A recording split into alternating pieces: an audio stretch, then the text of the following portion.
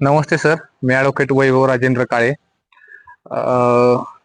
आज घोडेगाव न्यायालयामध्ये Manchar police station यांनी 10 आरोपींना हजर केले होते. जे फरार आरोपी आहेत ते सोडून हे इतर 10 आरोपी होते. त्या 10 आरोपींची मेहरबान न्यायालयात आज मंचर पोलीस स्टेशन यांनी हजर केले असता मंचर पोलीस स्टेशन यांनी आरोपींची 3 दिवस पोलीस कस्टडी मागितली होती आणि सदर 3 दिवसाच्या कस्टडीमध्ये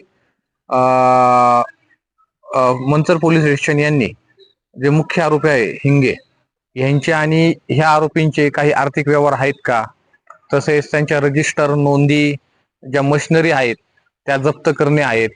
तसेच सुशांत हिंगे आणि हे जे 10 आरोपी आहे यांना समोरासमोर बसून त्यांची चौकशी करायची आहे.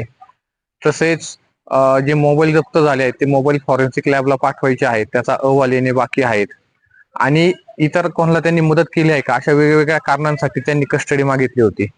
सदर पोलिसांनी जे पोलीस कस्टडीसाठी जे कारण मागितली होती त्या कारणांना आम्ही विरोध करून न्यायालयीन कोठडीचा आदेश केला होता. आदेश मेहरबान न्यायालयाने मागितला होता, पण मेहरबान न्यायालयाने आमचा वकिलांचा युक्तिवाद ऐकून ह्या सर्व 10 आरोपींना 11 तारखेपर्यंत मंगळवारपर्यंत पोलीस कस्टडीचा आदेश केलेला आहे. जो हिंगे यांना सुद्धा 11 तारखेपर्यंत कस्टडीचा आदेश आहे.